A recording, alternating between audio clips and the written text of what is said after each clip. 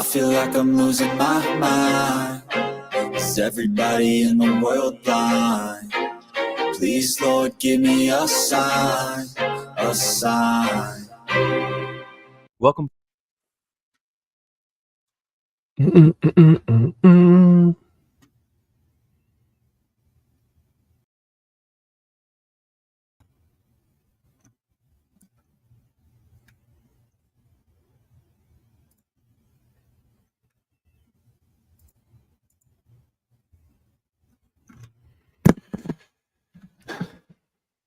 Good morning, everyone.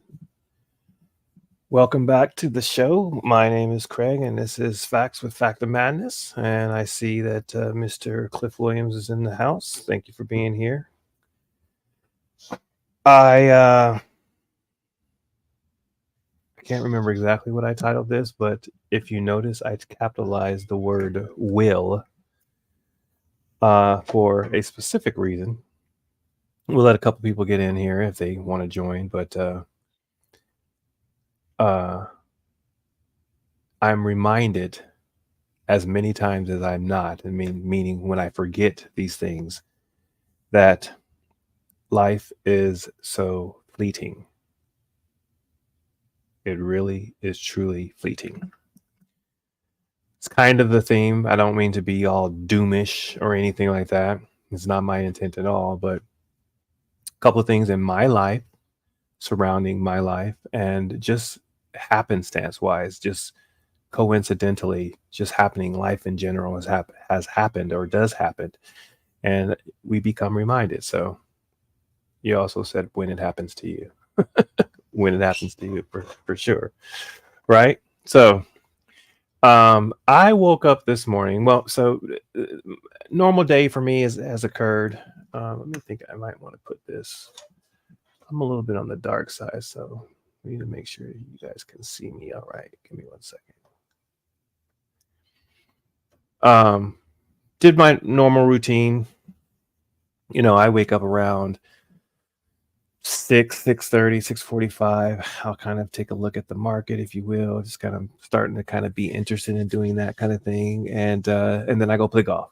Been telling you guys that for kind of a little bit. I played a good game by myself and with, hearing all the birds and bees and all those kind of things. And one reason why I like the game is because you are playing against yourself and God, right? So I am accountable to my score and how well I'm doing by how hard I am on myself. I am forgiving on some level. I will take a drop here and there, but for the most part, I want to improve, and I kind of have a bone to pick with, not a bone to pick, but I have a mission, and that is to beat the people who have seen me play the worst the next time I play them. So, but prior to that, today, I woke up and I don't remember having to actually like use the restroom or anything like that. I just kind of woke up and I saw that AWB, or Auditing While Black, James had been live. So I missed the actual live. And which I hadn't thought about it, but I hadn't heard from him for, quite a long time. So for those of you who know him, on some level, I would say that he's one of the first people that kind of ever, um, had a much larger platform than I had, but kind of was interested in something that I did and then had me on his show. So a long time ago, I'd probably say we're probably at like maybe 6 months now. He put me on his show. He and I talked about what I was doing, why I had gotten into, the community, why it touched me. You guys have heard the story. If you haven't, then, go back to some of my earlier videos. It's basically because of my mother. She has dementia. She had business to do with the Social Security Administration. And I wanted to make sure that that I was as thorough as I possibly could. And so I wanted to record. So, and AWB is in Florida. Well, currently he's overseas. I think he's in Thailand, but he's overseas. So he brought me on his show. He played 2 of my videos, if I remember, and we talked about it. And then since then, we got in contact with each other. We've been in contact periodically, back and forth, and he'll give me little pointers here and there. But again, I hadn't heard from him for a long time. So he went live. We're not going to play all of it, but the very beginnings of this kind of outline what it is that I wanted to talk about and why it comes to my attention. So, yeah, so we'll just start it that way. Let me see how clear that is for you guys. Make sure I don't have any quality issues. Okay, put it up there. And sound should be good. All right, so I'll just give it a play. Hey, what's up, everyone?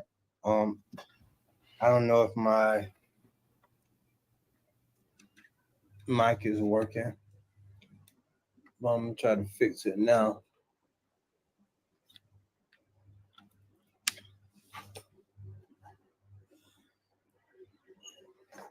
But I'm making this video. I want to say what's up to everyone. I know it's been a while since I made a video. I'm recovering from a vehicle accident. I was actually in the hospital I was in a coma for over a month. And I finally woke up from that coma, and I stayed in the hospital, and I want to say like another month. What's up, Lou? So right now I'm in the healing process, and they just told me a few things about my channel. Apparently, I'm facing some. They stopped the monetization of my channel. So if you're able to grab me a coffee or send me a coffee, it'd be appreciated.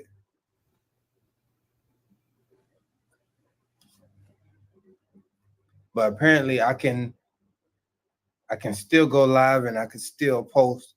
So y'all will definitely see content coming from me. All right, so if you didn't catch that, he's going to go into it. I'll let it play for a little bit as well.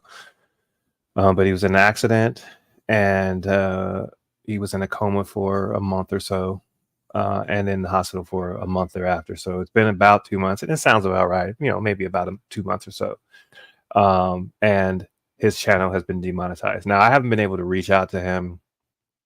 Well, other than my comment on this particular video, but other than that, I hadn't been able to reach out to him. But I'm going to, see if there's anything I can do on the backside to do that. So, whenever I do what I do to get this video up, I will likely put his whatever you call it, the information that will allow you to buy him a coffee, like you said. I know that he's been doing this for a period of time. Now, for those of you who don't know that much about James, his name's James. People call him Auditing While Black, AWB. He was in Florida for a period of time. And the way I remember it is he was doing, kind of auditing kind of videos.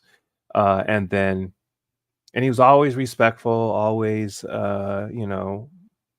not doing anything to basically be a menace to society. I would say if there are any of those people that you would say are respectful in his efforts, he was one of them. But then he went and he kind of talked about how he was going to train in Thailand.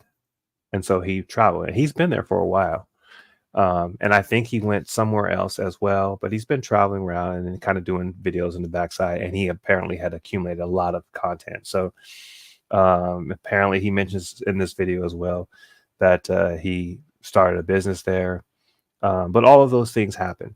So not only should you check out the entirety of this video, but the work that he's done in general, I would say check out as well. But clearly, he's fallen on hard times.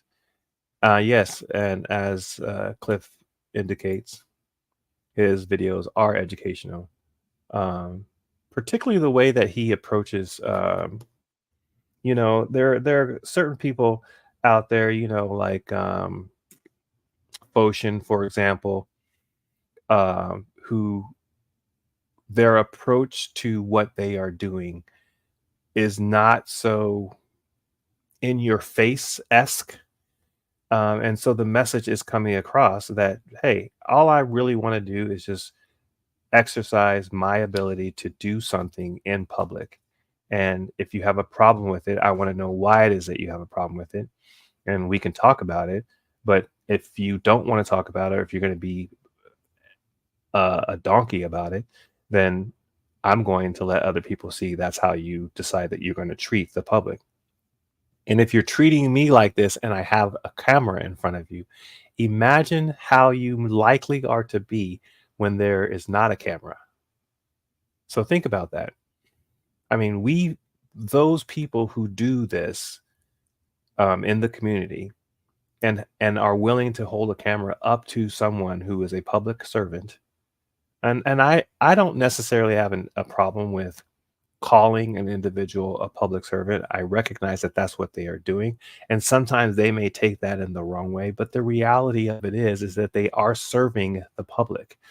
So when we describe that, I think when I describe it, if I ever would describe it, I'm just simply saying that your job is to serve the public. Just like if you worked at McDonald's, you would be serving the customer, right? And so anything that you do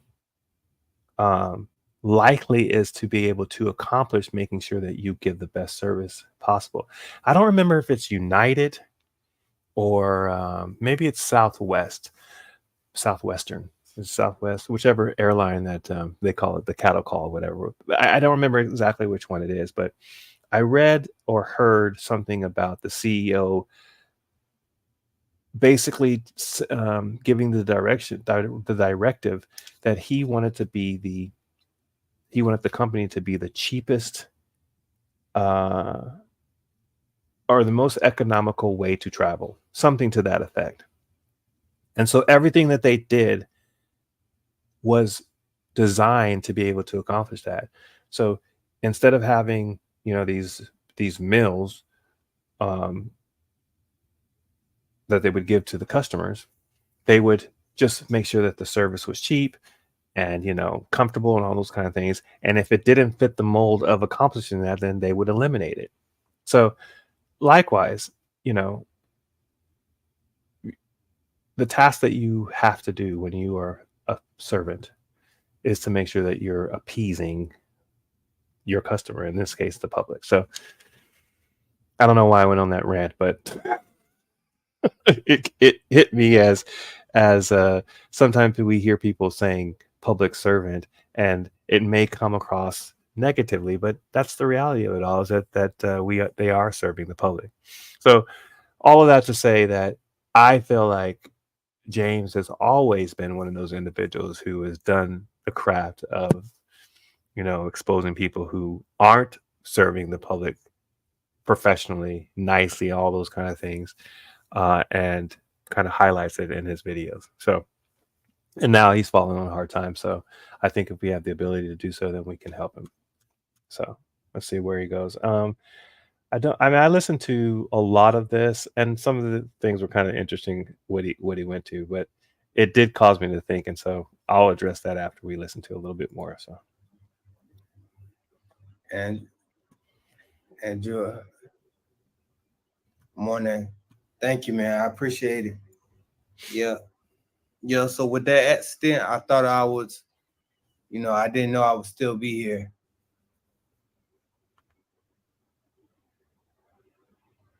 Thank you, Lou. Yeah, if anybody can,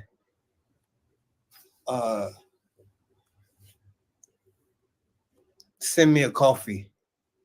I think that's the. So if you go to my channel, I'm gonna post a link up here. You go to my channel. So right now I can't. They have a YouTube has a thing where I can't have any more members right now or tap into any monetization. So interesting. So now, I think when I first met or came in contact with auditing while black, um, I want to say that he might have been right around 5,000 people, maybe. Let's see, where is he now? Where is he now? So he has 15. So he was definitely lower than that. I want to say it was right around 5, maybe 8,000. And he described to me how he kind of got what was it called? San Joaquin. I forget what his total name is. Is it San Joaquin Audits? He kind of took him under his wing or gave him a shout out, whatever. And he said his channel kind of blew up, but then he just started doing content, more and more content. And he went to 8,000. He went overseas, and now he's at 15,000. But he's been on a journey where he just kicks out a lot of content, and even what I'm reminded of is that although he is in Thailand, I'm reminded that I would like to see him back in America doing those kind of things. So it's kind of good to, and he talks about probably coming back after this has happened. But yeah, so I just think it's interesting. So I want to get to another point. Let's see, what is he? Does he show? Can I see? All right, let's see what he says here.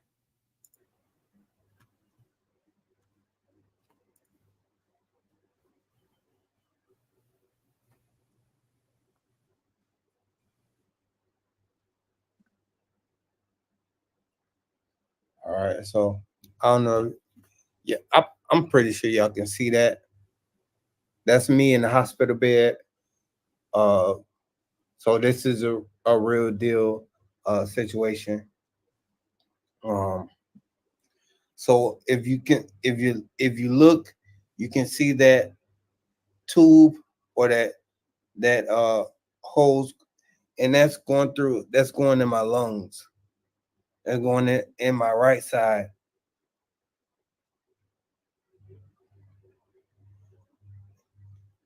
Yeah, that's me. So they had me on a plug that was supposed to be feeding me blood going into my right side.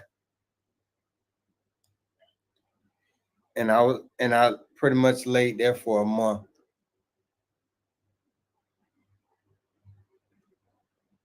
Well, let me see. He goes through. Let's see.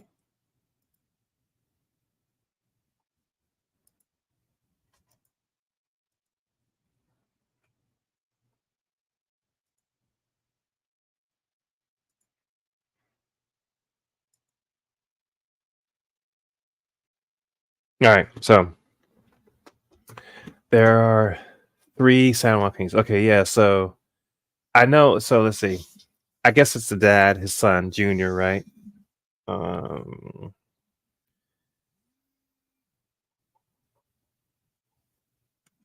I've been getting. My phone is ringing, so let me see. I have a headset on, which reminds me that I should take it off. But occasionally or lately, I've been getting these calls, and I should record whenever it comes on, but I kind of give them a hard time. But another side of things that have occurred with my mother and myself is that she was exposed to scammers. So for it was quite a long time actually. So I have kind of like I'm on a mission on some level to be able to expose that industry as well. Um, there's been, I mean, long story short is, we figured out who it was or who was doing what they were doing, stopped it, protected, put everything on lockdown. So all of that is in order.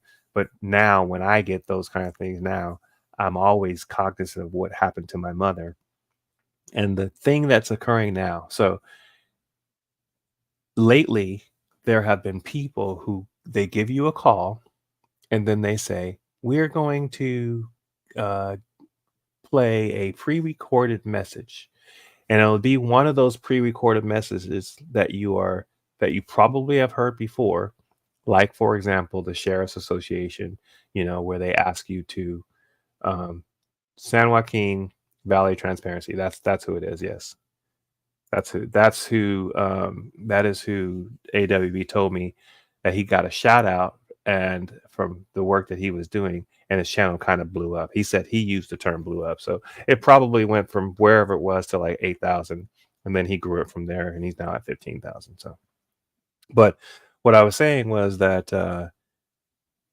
now what they're doing is they're playing a pre-recorded message which will have you think that they are representing that entity which you may have heard before, and then someone will come and connect you and try to collect money from you. That's one thing. The other thing is I've had a number of ones that where you give your greeting, then they ask you a question that's probably a yes or no answer, and what I think they are trying to do is to get your voice saying yay or nay or those kind of things. I mean, it's they've really gotten to the point where it's become um, quite elaborate. And I will disclose, I mean, full disclosure, if you will. I worked in, I did customer service on the phones, I did collections, and I did sales. And collections, you do a number of different things. When you think about it, there are not many people that want to talk to a collector. So your greeting and how you answered the phone, how you address someone when they got on the line was designed so that you could get them to continue the conversation versus just immediately hanging up, right? And I happen to be one of those people that during a time of my life, I was in collection as well. So I feel like I was actually very effective because I remembered what it was like to be in collections. And so I treated an individual with respect and the way that I wanted to be treated. And so that's how I kind of conducted myself. And I actually it turned out to be pretty successful. From there, I kind of parlayed it into a career, if you will, into training. I went to the training department. The company where I actually became the director for a call center, I was the trainer. And then I became the director of the training department. And then I applied to be a director of a call center, starting from ground level up. And then that's how I got to North Carolina. We severed our relationship. And from there, I basically went to doing a show and also doing eBay. My wife and I run an eBay business. So it's kind of like the progression of how I went to. Um, so why is it that I bring up AWB in this situation? First of all, prior to this, just yesterday actually, I received a call from a friend, and I hadn't talked to that person for a long time. And he mentioned that he had a heart attack. And we're about the same age. He's a little bit older than I am, but he's a healthy guy. Not overweight or anything like that. No diabetes. None of those things that would kind of make you think that, you know, she's just a heart attack waiting to happen. So he has a heart attack, and he gets, kind of fixed up. But it was so sudden, and he's talked to me before about his wife who has some health issues, and he's always talking about how, he hopes that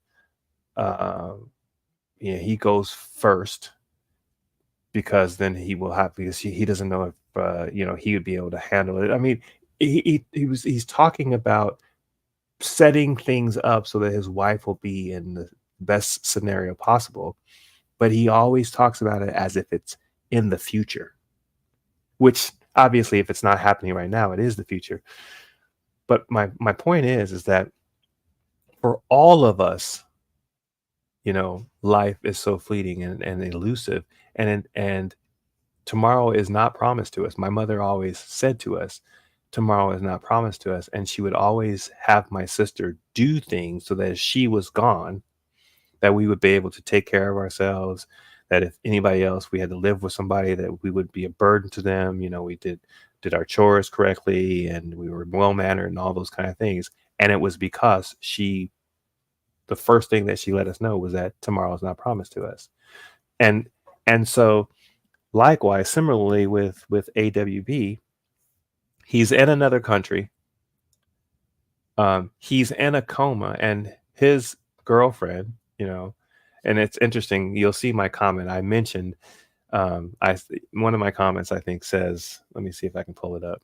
It says, tell that girl you love her, because she interrupts what he's doing and she says, I love you. I love you. And I think he may have muted, or he didn't say it or whatever. She kept saying it. And I jokingly said, you don't tell that girl you love her. But he claims, and he acknowledges that she's responsible for letting his family know that he had been in an accident. He was in the hospital and he was, incapacitated, in a coma, kind of took care of his affairs for him. Now, thank God he made it through that ordeal, and he's able to have this show and tell us about it. But the reality of it is, and then what my mind thought process came to be about, was that, what if it wasn't that way? And what does he have in place? And I'm sure he's probably going to likely think about these kind of things, that he needs to have some kind of directives in case there's nobody to speak for him, because particularly if you're in another country, good God, can you imagine? And think about this too, and he mentions this too in the video. He indicates that there was like a 50-50%, or they were saying there was like a 50-50% chance of him not making it through. And you have a healthy guy in the hospital. We all know about donation lists and all those kind of things. And if there's nobody to speak up for you, God knows what's going to happen thereafter. And I just recently got married. Let's see, what did Cliff say? My aunt was in the collection industry for years and hated it. She said it was such a negative atmosphere. I actually agree with you. Oops, sorry. There is a lot of negativity that goes along with collections. Well, first of all, like I said, nobody wants to talk to a collector. So for the collector, I mean, you hear tons of no's all day long. If you don't do it correctly. I mean, normally if you say, can I speak with Jimmy, or can I speak with Cliff? If a person is in collections and they suspect that they might be talking to a collector, they're likely going to tell you that that person's not there, or you have the wrong number, whatever. But if you answer the phone, or when they answer the phone, you say Cliff, a lot of times when they hear their name, they say yes. They might say, who's speaking? Which, that's another answer. But the bottom line is, if you get them to acknowledge that it is them, then you can move on from there. That's kind of like one of the first openings. You say, Cliff? They say yes. You say, hey, this is Craig from blah, blah, blah, blah. Then you have your in. And normally all I would want to say, now, I've been trying to contact you for the last however long, and I know it's very possible that you might not be able or willing to take care of anything right this second. But I'm interested in having a conversation about arrangements that we can make for, say, within the next month or so. What do you think? How does that sound? Then I can move into a relationship that will allow me to go ahead and do what I did. And again, my approach to it was understanding how I felt when I would talk to somebody that would try to put me down and tell me it's been 7 months and blah, blah, blah, blah, blah. And like, hey, by the way, I told you from the very beginning, I don't have any money. That's why I'm in the situation now in collections, because if I had the money, then you would have already gotten paid. So, but yeah, I think if you make it negative, it can be negative. And of course, there are tons of laws out there, Cliff, now where the types of behaviors that we've probably seen in our lifetimes simply don't happen any longer. Not like that. And there are some bad ones out there. Um, I don't know where I heard them, but I've heard some really terrible recordings of people who, you know, yeah, pretty terrible. And in fact, this occurred in Utah. There was a time where they had what they call predatory lenders. I worked for two entities that I would say are on the bad side of the spectrum of collections. One was a credit card company that had, I guess you call it subprime lending. That's what it's called, subprime lending. So they would be lending to individuals who had bad credit, and the interest rates were terrible. They allow people to make all these purchases and accumulate all this debt, and then they put them in. They'd be in collections, and then that was just an industry. I'm pretty sure the company that I work for, if I remember correctly, is either sued, doesn't exist, or something like that. Because and some of the things that this company did, were less than honorable. Let's put it that way. Then the other company I worked for a law firm, and they would purchase really old debt, and then they would call people and collect on this really old debt. I mean, we're talking the statute of limitations had passed for so long. It's surprising that anybody ever made any arrangements, but they set it up in a way that was kind of cool and kind of interesting. They'd get the person on the line and say, let me get the attorney on the line or whatever, get your file from the attorney. And then they act like, feign that they were talking to the attorney and it was in some process.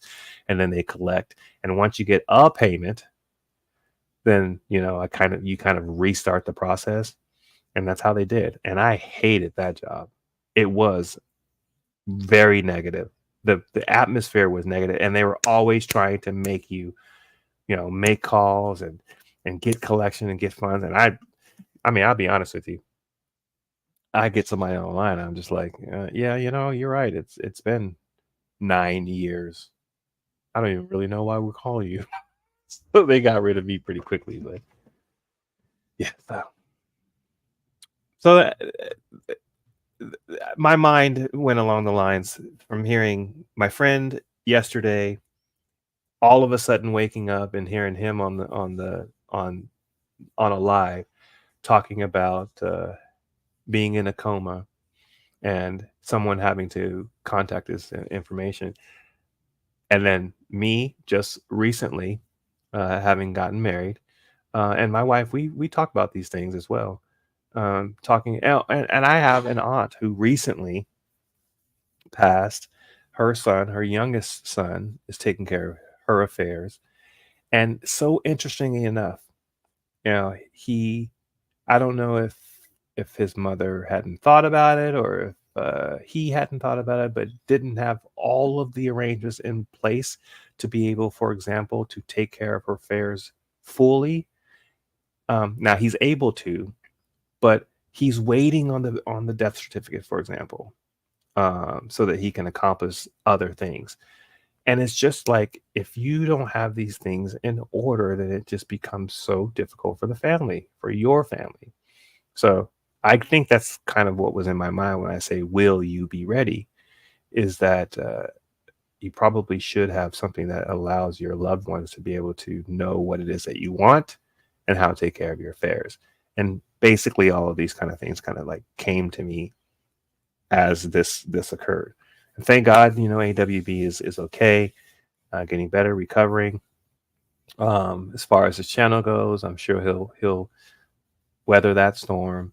I'll be interested to figure out exactly how things shake out on that regards as well. But if you have the ability to, even if it's just give him some support, then I would say Cliff has put the links in the line. Go to his channel and see if you can help. I'm certainly going to do something on my end. So let's see. What does this say? Restart the 7-year clock with one payment. Yes. 7-year clock with one payment. I don't remember exactly. So are you saying 7 years being like the statute of limitations? Yeah, that seems about right. I think we'd probably be on the edge when I work. Excuse me.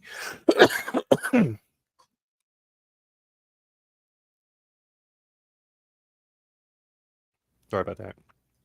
Yeah, on the edge of like 7 years, for sure. Let me see. What was I going to do? Now, in this video, interestingly enough, talking about, having things in order, he highlights a video where an individual, a story, an individual calls 911. He's in his car, and it's so interesting. When I first heard it, the first thing that came to my mind was, why would he tell them that? And what he did was he told them that he had, I think he said, I have a firearm and I have knives. And the dispatcher relays to whoever she's relaying information that the person indicates that they have these things. And I thought the same thing, and James said the same thing. Why would you say that? Even if you did have that, I don't think it's the most wise thing to tell a dispatcher that you have gun and knife, whether you're going to use them or not. Got you. Credit report. He puts this. And it's been so long. Oh my gosh, it has been so long that I did that type of work. It's funny because my oldest daughter, so bless her heart, she's born my first grandson.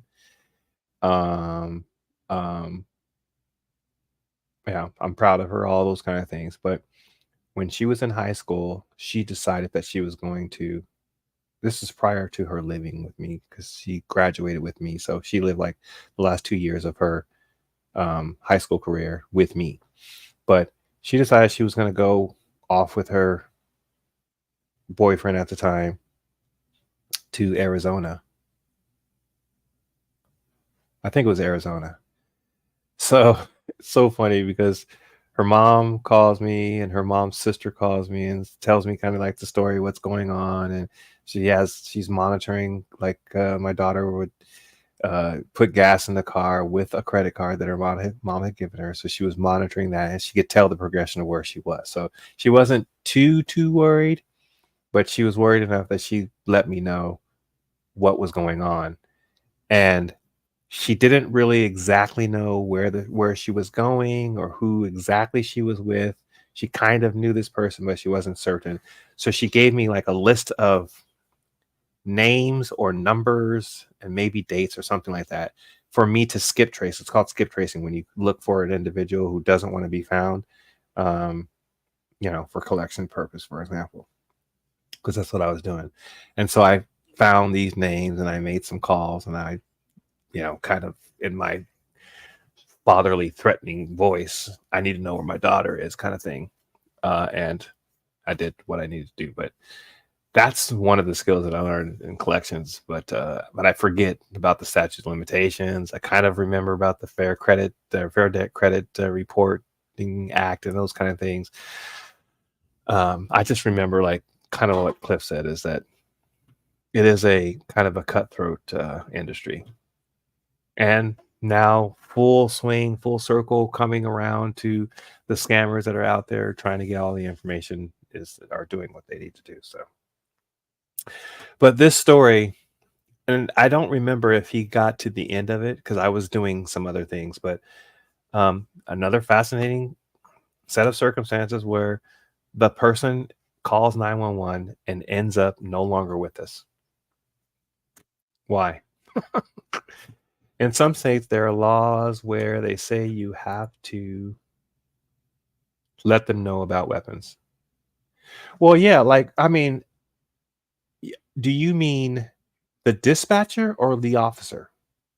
Because to me, there are two different set of circumstances. If you are the individual calling someone, and I guess they ask you the question. I see what you're saying. Okay, so if you call 911 and the dispatcher asks you if you have weapons, I mean, I guess I understand that the answer to that question would be what it is. Yes, I have a gun and I have knives. Okay, that's fair enough. Um, but so what? But what does the officer then need to do with that information?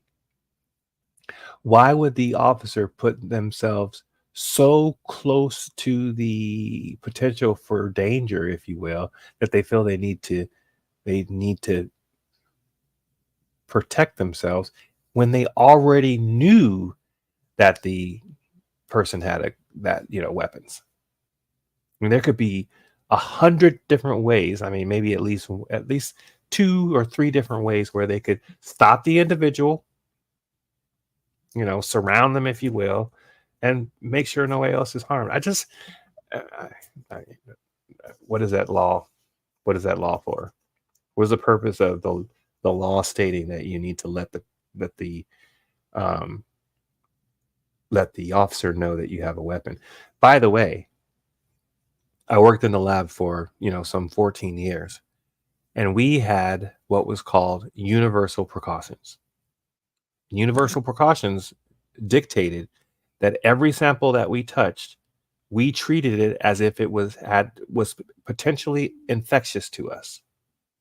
So why is it that all officers don't assume first that you have a weapon and then act accordingly? Why is it that they have to be quote unquote like shocked that the person had a weapon and then they protected themselves?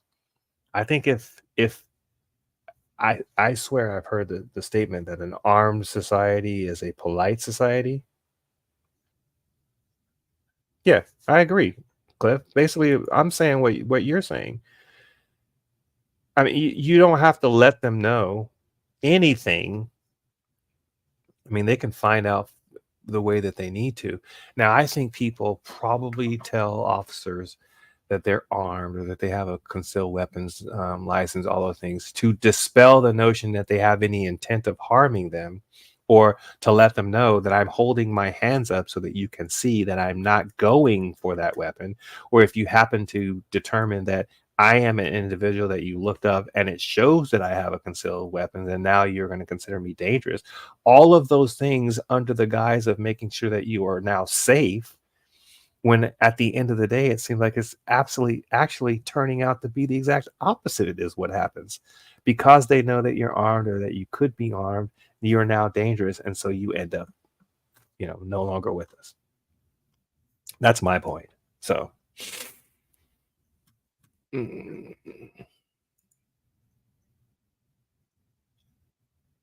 yeah. So good to see AWB. I'm glad he's doing okay. I'm sure he's going to have more content. And thanks, Cliff, for putting that information out. I was around when you had your last show, I think. I can't remember what it was, but I remember thinking that I had to circle around because I couldn't listen to it at the time. So yeah, check out the Vigilance Committee, Mr. Cliff Williams and Nikki. So I don't know when I heard this recently, but some people are who started Mr. Nikki. You got to tell me who started that because I think it's funny whenever I hear people say Mr. Nikki. Where is that coming from? And look at that handsome man there. I had the privilege of meeting Cliff in person. It was a good time of fellowship that we had over some ice cream, I believe is what it was we had. And I'm looking forward to doing it again. So what else is there? Man, I don't know. I don't know what has happened. Look at what happened to Chase Allen. Oh, okay. Chase Allen. So I'm going to do this first. Chase Allen.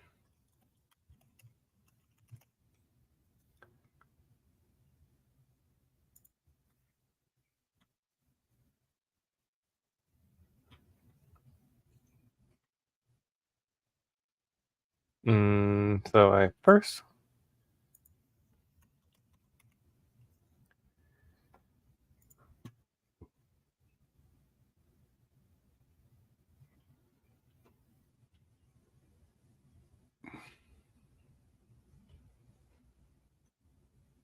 All right. I'm pull this over here. Is this the guy you're talking about, Cliff? Oh.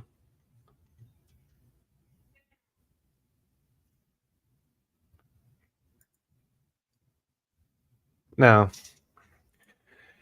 I don't know why this is happening. Maybe you can tell me. Maybe it's on the YouTube side. So let me just see something real quick. Oh, I guess it would be helpful if I had my own channel up, but Use social media to be entertained. So let's go to me.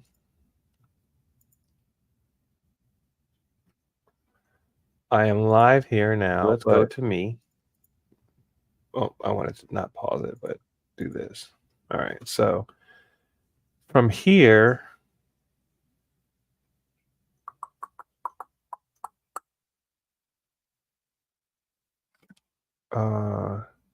that's Nikki's husband. Oh, I see. Okay. So Mr. Nikki is Nikki's husband. Okay. All right. I thought, that's annoying. Take that off. I don't know why I thought that. I thought that they were calling you Mr. Nikki. That's funny. They knew he had concealed weapons permit. Okay, so is this? First of all, tell me. What did I have? Where did I have it up at? Is this who you're talking about right here, Chase Allen?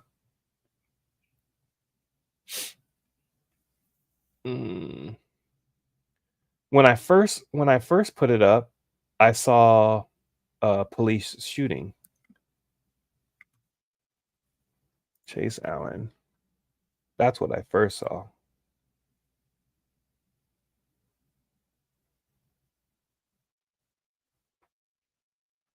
And why is Davis County coming up? That's so interesting. So I'm curious now. I know where Davis County is, and you and I both know where Davis County because I live in Utah. But I find it interesting that, and maybe I just don't know yet. But is this something that occurred in Utah?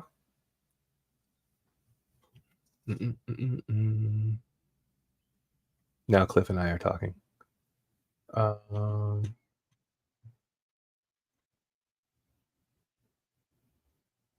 And you know what? This is something I've never done.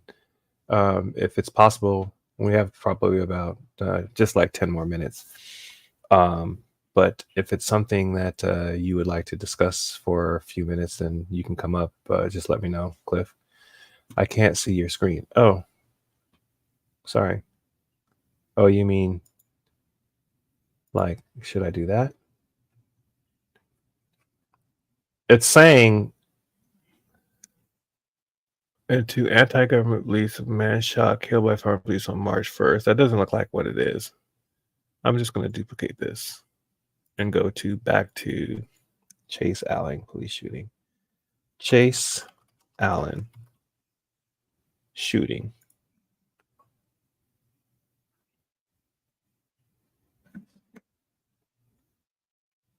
So okay, so that's why it's coming up. They murdered him in Farmington. Okay. So it's not the football player, it's okay. So I think that you had someone on. I'm gonna say he was Hispanic sounding, a guy who's covering something that occurred. I thought it was maybe Kaysville or something like that, but Farmington sounds right. but he was in his vehicle, and they approached him, and maybe they had multiple interactions with this individual, and then all of a sudden, just randomly, they just start shooting. So, if I remember correctly, I think I now know what you're talking about now. So, let's see if it's this one. So, with our cutting-edge chart trading. A week after 25-year-old Chase Allen was shot and killed by Farmington police, the department has released body camera video of the incident. Fox 13 News reporter Chris Arnold was at a news conference today where Police Chief Eric Johnson explained step by step what police body cameras recorded. Chris joins us live from Farmington City Hall. Chris. Well, good evening, Bob and Kelly. Yeah, Chief Eric Johnson shared a compilation of footage from the body cameras worn by the 5 officers that responded to that scene at the post office last Wednesday, as well as the initial officer's dash camera from his patrol vehicle. Now, in that footage, the chief says it details what started as just a routine traffic stop, but ultimately escalated after Allen failed to cooperate with police. Now, I do want to warn you, the video we are about to show you is graphic. You don't step out of the car, we're going to break the window and pull you out. Step out of the car. Gun. there are those Utah mountains.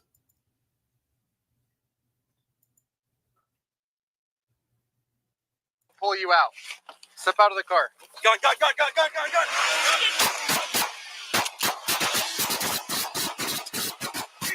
Cease fire. Wow. How many shots did they take? Good God.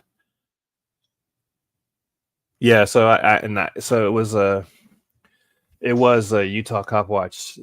I think it was you interviewing that individual about this particular story. Yeah, so I mean, there should be plenty of footage on this case. There's 1, 2, 3.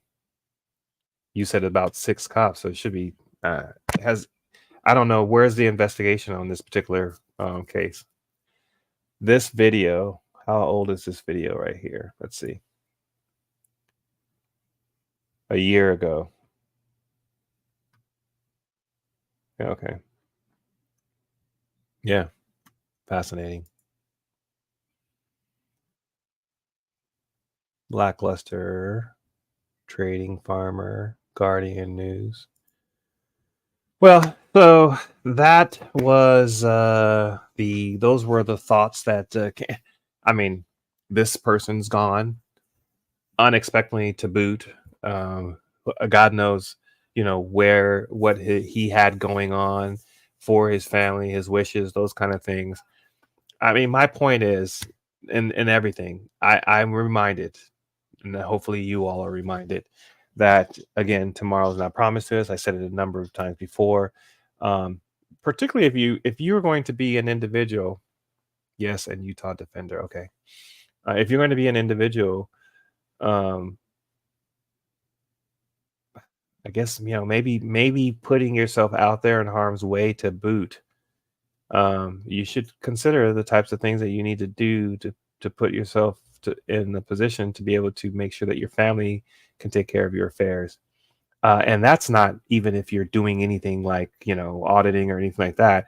I mean, God forbid that you do anything that causes anything to be anything other than de-escalated.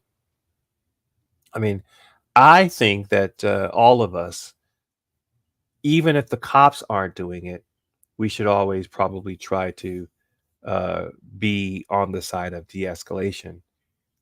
But sometimes your emotions do get there. I don't know if I mentioned this, but I was interested in something that Foshin had done, a video that he had put out there, because it happened to be about the Social Security Administration, and he now has a case over it. I think it's he and Rogue. Maybe they're. If I have it correctly in my mind, it's he and Rogue, but for him specifically.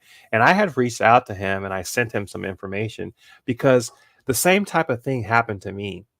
In fact, I submitted a FOIA request asking them to tell me what were the authorized signs that the Social Security Administration uses. And the reason why I asked that question is because I saw in his video that there were multiple signage, and they basically said multiple and different things. And the reason why I tell the story is because Foshin mentioned that he wished that he had the information as I outlined it, because he would have used it in his brief. Now, I try to be humble about some things, and I take it as a compliment that he would think that that's something that I wrote about those instances or that information, that he would think that he would be able to use it. And I hope he does, actually, I hope he is able to use it sometime in the future. But I'm still fascinated with the Social Security Administration. They put you through a whole lot of hoops. In fact, I have to basically start the process over because they changed their system, and now I can't find the record of me having submitted my FOIA request. So it was a planned assassination allegedly. So yeah, I think if I remember correctly from that case, it seems as though they were targeting that gentleman. Yeah, so I mean, it's sad that we have to even deal with that. Anyway, so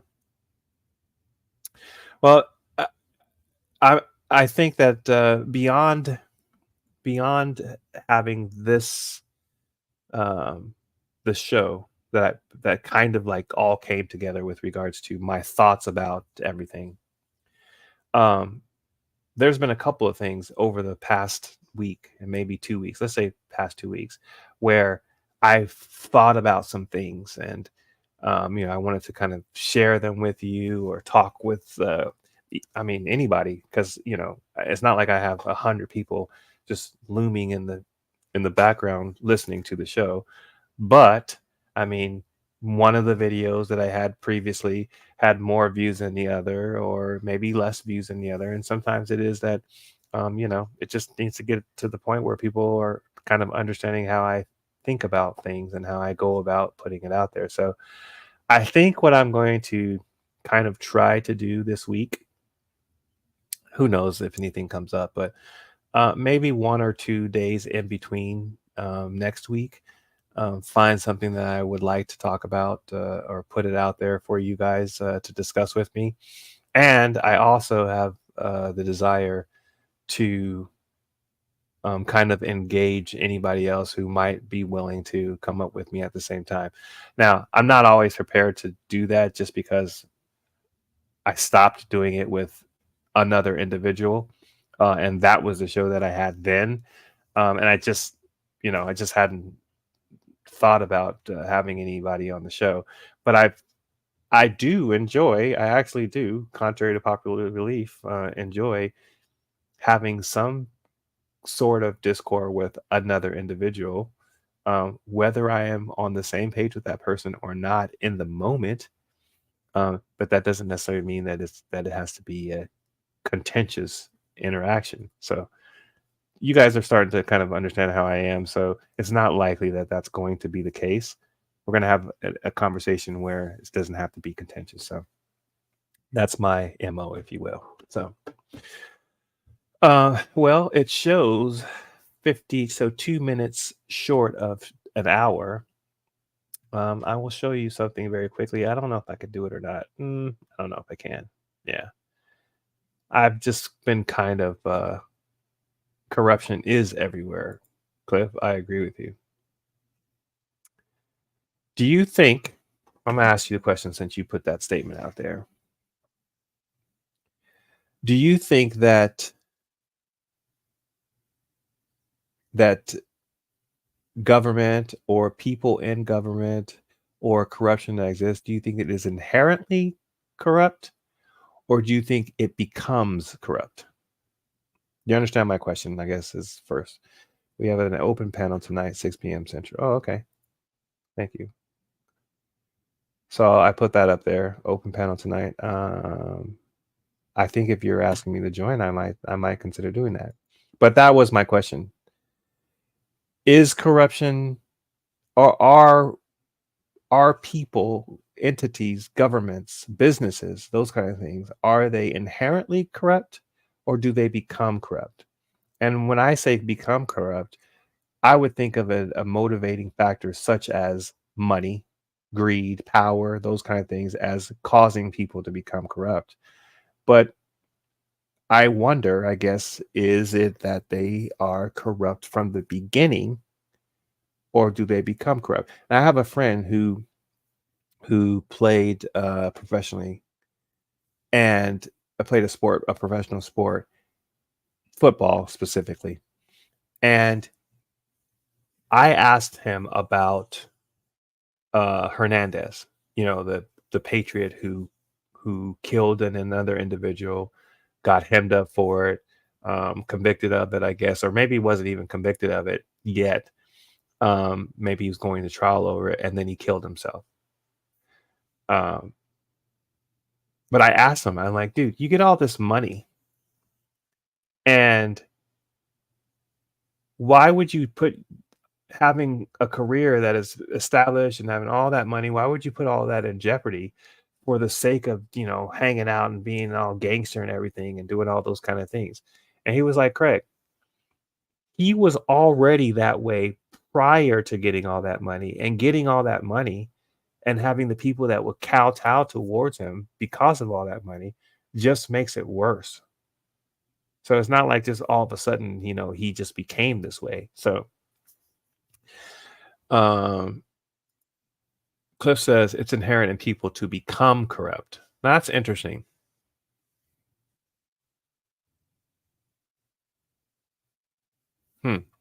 Now, so I think I might say, okay, it's inherent in people to become corrupt. So do you then disagree, or do you think that people don't naturally want to do good? Like I feel like if I see a scenario playing out, that my desire in that scenario, if I have to become involved, is for it to be good, not bad. Now that might be the two notions might be different than what I'm actually talking about, which is becoming corrupt, which is what you're saying. But that's along the lines of saying that people are naturally evil, I guess. Let's see. The definition of corruption is for monetary gain and abuse of power for money. Okay. So is the pursuit of more money then again inherently corrupt, or conducive to corruption? Thank you, Cliff. He said you are invited. Thank you. See, now it's fascinating now to have this conversation in my mind of what we're talking about. One, I don't know if I'm gonna write it down. Let me see. Let me write this down, because I might bring it up tonight. I don't know if there's a topic. You let me know if there's a topic. Greed comes into play. Understood. My question was, do you think I need a pen that writes? Whenever I have this whole thing of pens, and I write a lot. I mean, but it seems like whenever I pull out a damn pen, it's always out of ink. And this has ink in it, but you can see like the separation between the dark part and the liquid part, so it needs to be kind of I don't know why I can't ever find that pen that works, but this one that works. Okay. So my question was, is it corrupt inherently, or do they become corrupt? And Cliff kind of intimated that greed is natural. Yeah, like I mean, if we're just talking about just natural resources, not taking money out of it. I mean, we're talking about a resource, so money is a resource. But if we're talking about like just natural resources, we don't necessarily take only what we need unless the culture dictates it. Like, Native Americans, for example, I think that the notion would be understood that they typically use the land for what it can give and not more than that. But see, I think the thing is, like, let's say you have a European or whoever came to the land, then once you determine that that resource was valuable to someone else, then money comes into play, or some way of trading comes into play, and then people want more of that. But I don't think necessarily in the very beginning they would think, I'm just going to take so much more than I need, unless I'm going to store some for like